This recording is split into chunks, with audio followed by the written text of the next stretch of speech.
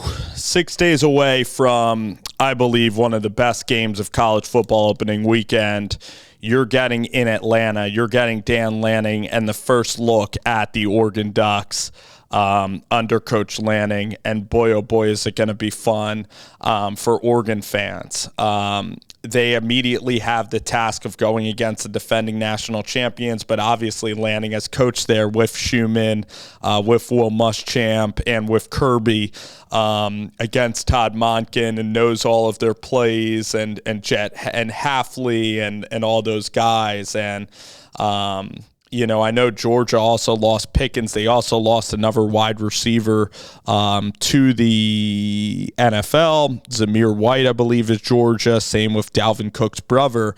So you still, of course, have the best tight end in football, and a guy that, honestly, it could be, if he stays healthy, maybe a tight end that is like Travis Kelce level that we're talking about as a household name, and that is Brock Bowers, which he's unbelievable to watch. You're going to have talent there. Nolan Smith is a big-time player who's a linebacker at Georgia. So there's still going to be guys that are, I think Gibbs, you still are going to have guys from that national championship team. The game is practically a home game for the University of Georgia. It's in Atlanta, a place that they're so comfortable with. That's an hour and a half drive from Athens, where of course, Oregon is flying cross-country into the battle. So it's not really neutral site. It's like a road game pretty much for Oregon. But the thing that really is surprising, I am surprised at the line in this game being 17.5. I think that that's ridiculous, because I look at Justin Flo, Noah Sewell. Now, I know that Flo hasn't played a lot, but I look at the linebackers of Oregon, and even Brandon Derelius, I believe his name is, he is a guy that is projected to have a big-time year. Oregon, with Cristobal, has a ton of talent. Then you look at McGee. Then you look at some of the guys that are receivers. Fleming, Chase Cota comes in as a receiver. You also have Casper come in. So there are tons and tons of weapons that are also on Oregon's offense, and Oregon's offensive line returns a ton of guys as well. So the talent differential is not going to appear to be massive. You think SEC, the Pac-12 talent, is going to be massive. I don't see that. Now, I could be very wrong. I believe it's going to be a low-scoring game. I could see the first half score being 13-10, or even less. I would be surprised unless, Bo Nix throws interceptions or Thompson throws interceptions for Oregon.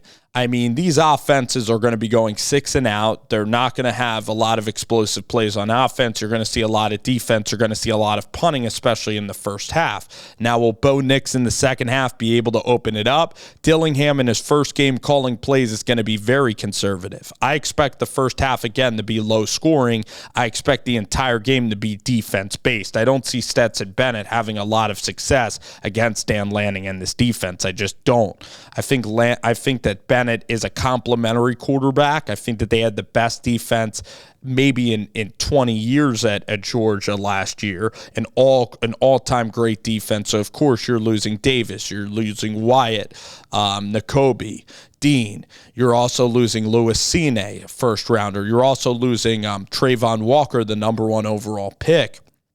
So you're losing a lot of guys on Georgia's defense. People are looking at SEC, the Georgia Bulldogs, the champs, having a home game against a Pac-12 school that wasn't even able to win their conference, that actually got blown out by Utah last year twice. So that is why, and they're also looking at new offense, new coaching staff, new everything, and I guess that's true, but Dan Lanning also knows Georgia very well. Stetson Bennett, again, at 5'9".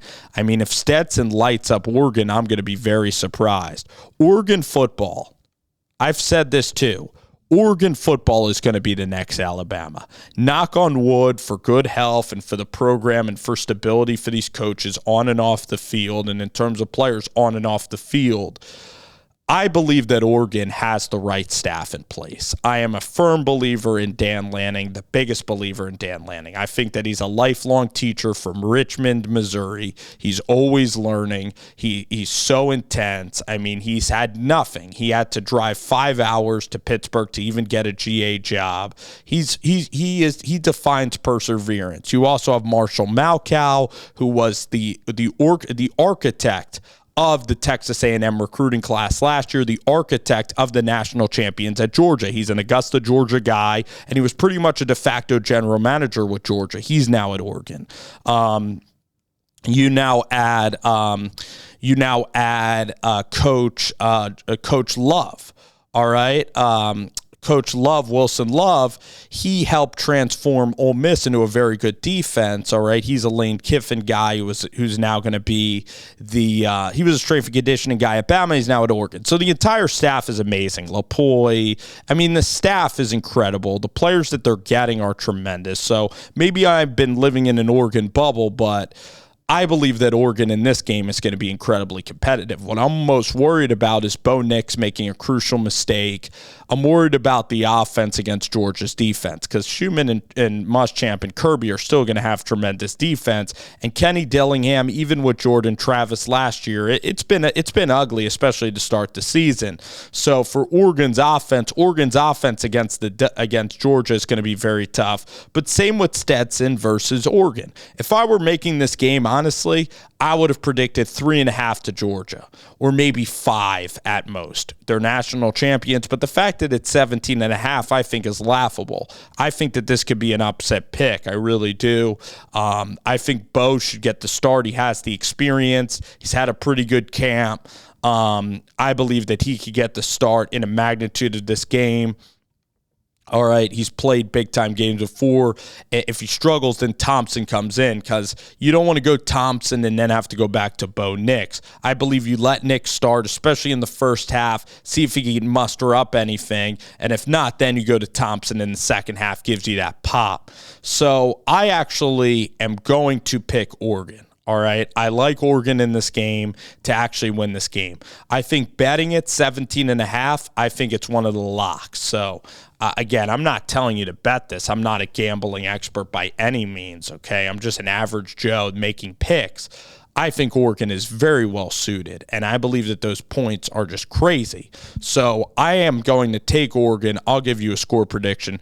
The over-under is like 52. I believe it's going to be very low scoring, especially in the first half. These two teams are going to be like prized fighters that are kind of feeling each other out, like a couple of jabs here. No real haymakers will be extended early in the game. It's going to be the guys feeling each other out. It's going to be a slow-moving quarter and a half, and then in the second and third quarter, you're going to start to see the shots of Dillingham, of Bo Nix. You're going to start to see that develop more for Oregon. You're going to start to see their receivers really gain confidence. All right, and man, oh man, I believe Oregon wins the game. I believe they win it 24 to, I'm going to say, 16. I'm going to say Oregon wins the game 24-16. Lanning gets off to a rising start, and Georgia's not going to be the same as they were last year. I believe Oregon's had a great camp. I like the way that things are coming together with LaPoy and Lanning. Maybe I am biased because I am believing in the Oregon being the Alabama of the West. I think Oregon is slated to build, their own dynasty of dominance, okay? And I'm going to take Oregon to win the game. I'm not afraid of Stetson Bennett. Dan Lanning knows everything about this Georgia offense and Todd Monken. He recruited everybody on defense. He knows what players are weak. He knows where to go after them. He knows what guys need to be blocked on the offensive side of the ball. All right. I like how he's actually not telling us who the quarterback's going to be. He's probably told people privately, you want a tight-knit program. You want a program that's under control. All right. You don't want guys like constantly talking behind each other's back on social media about issues, about things. And I like how this quarterback thing is kept very private. All right. So there you go. Oregon football, Georgia. It is going to be a massive, massive game in Atlanta.